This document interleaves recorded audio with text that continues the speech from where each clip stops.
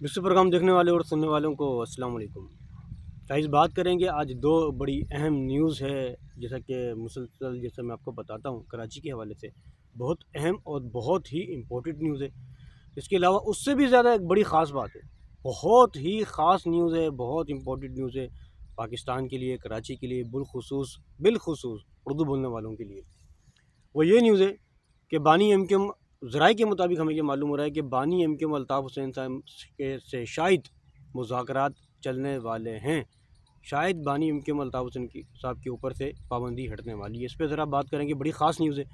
بات کریں گے ایم کیو ایم پاکستان کے حوالے سے۔ آج کل پتہ یہ چل رہا ہے کہ ایم کیو ایم پاکستان میں اختلافات شدت اختیار کر گیا ہے، اس پہ ذرا بات کریں گے۔ پہلے بات کر لیتے ہیں ایم کیو ایم پاکستان کی، اس کے بعد بات کر لیں گے بانی M Q M Altaf Hussain کے حوالے سے۔ چلتے ہیں اپنی پہلی نیوز کی جانب۔ آج کل جو سوشل میڈیا میں دیکھا جا رہا ہے اور ڈیجیٹل میڈیا میں بھی دیکھا جا رہا ہے کہ ایم کیو ایم پاکستان میں جو ہے وہ اختلافات شدت اختیار کر گئے۔ ایک گروپ بظاہر ایسا لگتا ہے کہ مصطفیٰ کمال کا، ایک گروپ بظاہر ایسا لگتا ہے کہ وہ خالد مقبول صدیقی صاحب کا یا فاروق ستار صاحب کا ہے۔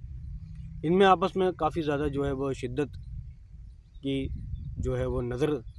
لگ رہا ایسا ہو گیا ہے، اور آپس میں اختلافات ہو رہے ہیں کہ جیسے آپ کو معلوم ہے کہ حال ہی میں جو ہے وہ خالد مقبول صدیقی صاحب نے جو ہے وہ ایک اسپیچ بھی کی تھی، اور اس میں کہا بھی تھا دو ٹوک کہ سمجھایا گیا تھا ان کے بارے میں کہ ہماری جماعت ایسے ہے ویسے ہے، آپ لوگ پہلے بھی ایسے تھے اب ویسے کر رہے ہیں۔ اس کے بعد مصطفیٰ کمال صاحب نے بھی پہلے ایک اسپیچ کی تھی، اور اس میں بھی جو ہے وہ تنقید کا نشانہ بنایا تھا، نام تو نہیں لیا تھا لیکن تنقید کا نشانہ سے بظاہر ایسا لگ رہا تھا کہ خالد مقبول صدیقی صاحب کو وہ کہہ رہے ہیں۔ تو اس میں جو ابھی حال میں آپ کو معلوم ہے کہ ایک کلیش بھی ہوا کراچی میں، وہ ناظم آباد کی طرف، دونوں کا آپس میں، تو کافی اختلافات چلنے والے ہیں، ہو رہے ہیں اختلافات اس پہ چل رہے ہیں۔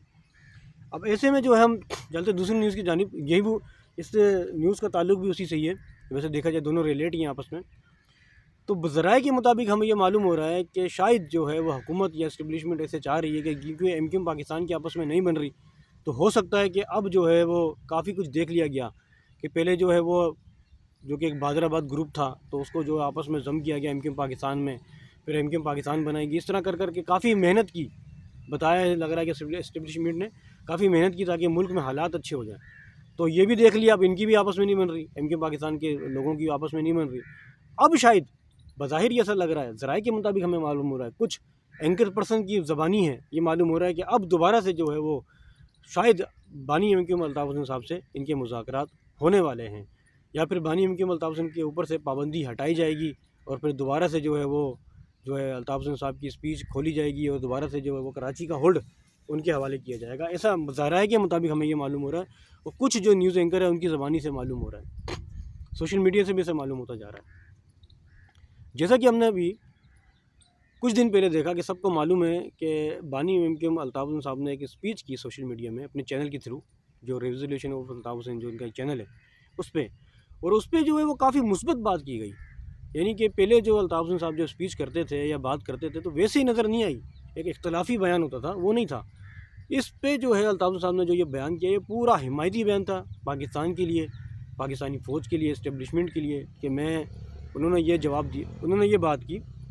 اور مذاکرات کی دعوت دی الطاف حسین صاحب نے، اور کہا کہ میں مذاکرات کرنے کے لیے تیار ہوں، آپ بھی تیار ہو جائیں پاکستان کے لیے، پاکستان کے ملک کے فائدے کے لیے۔ اور انہوں نے باقاعدہ یہ کہا کہ میں وہ واحد لیڈر ہوں جو پاکستان کو آگے چلا سکتا ہوں، پاکستان کے لیے میں سب کچھ کرنے کے لیے تیار ہوں، لیکن کرپشن، وڈیرا پن، چودھری پن جو ہے میں اس کے خلاف ہوں۔ ہمیں بھی آپ کی جو ہے وہ، ہم آپ کی پوری بات ماننے کے لیے تیار ہیں، آپ بھی ہماری کچھ باتیں رکھیں۔ تو یہ ساری باتیں جو ہے بانی M Q M Altaf Hussain صاحب نے حکومت کے لیے، اسٹیبلشمنٹ کے لیے رکھیں، اور کہا کہ میں مذاکرات کرنے کے لیے تیار ہوں، اور